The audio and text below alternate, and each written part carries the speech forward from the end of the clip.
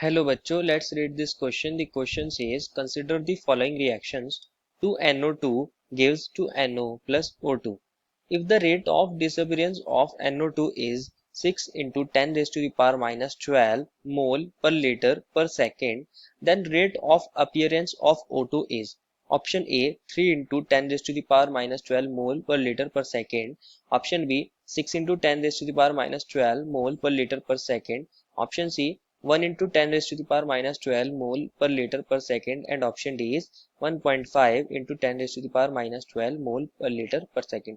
बच्चों हमें यहाँ एक रिएक्शन दी गई है और हमें उसके अंदर डिसअपीयरेंस का रेट दिया गया है NO2 का, और हमसे पूछा गया है अपीयरेंस का रेट O2 का, जिसके कोरेस्पॉन्डिंग हमें 4 ऑप्शंस मिले हैं। तो फर्स्ट ऑफ ऑल बात करते हैं इस क्वेश्चन में हमारे की कंसेप्ट की। की कंसेप्ट क्या होगा बच्चों, हमें यहाँ निकालना है रेट ऑफ अपीयरेंस। किसका अपीयरेंस का रेट निकालना है, हमें O2 के अपीयरेंस का रेट निकालना है। तो देखते हैं ये रेट निकलेगा कैसे। हमें क्या रिएक्शन दिया है बच्चों, 2NO2 चेंज हो रहा है किसके अंदर, 2NO के अंदर, और साथ में बना रहा है वो O2। हम अगर इसका रेट लिखना चाहेंगे तो रेट ऑफ रिएक्शन कैसे लिख सकते हैं, अगर NO2 के टर्म्स में लिखना चाहूँ तो मैं ऐसे लिख सकता हूँ -1/2 delta NO2 upon delta T, ऐसे लिख सकते हैं। और अगर मैं NO के टर्म्स में लिखना चाहूँ तो इसको ऐसे लिख सकता हूँ 1/2 delta NO upon delta T।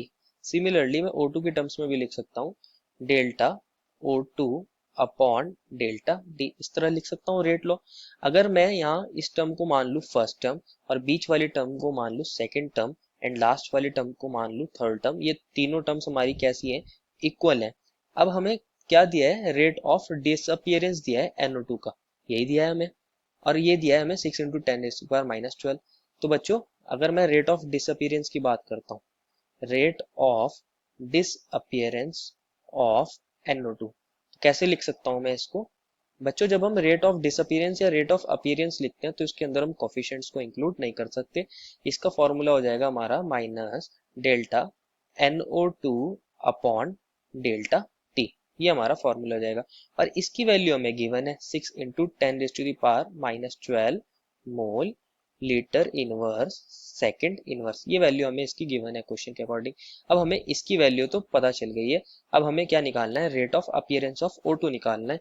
तो अब हम देखते हैं rate of appearance of O2। Rate of appearance of O2 कि हमारा जो ऑक्सीजन बन रहा है वो किस रेट से बन रहा है, इसको हमें देखना है। तो अगेन इसके अंदर हम कोफिशिएंट्स को इंक्लूड नहीं करते, और इसकी वैल्यू क्या हो जाएगी, delta O2 upon delta T, ये इसकी वैल्यू हो जाएगी। अगर हम अपनी इक्वेशन को देखें जिसमें हमने first is equal to second is equal to third लिखा था, ये वाली इक्वेशन अगर मैं इसे इक्वेशन 1 मानता हूँ, तो इसके अंदर delta O2 upon delta T किसके इक्वल था बच्चों, -1/2 delta NO2 upon delta T के इक्वल था।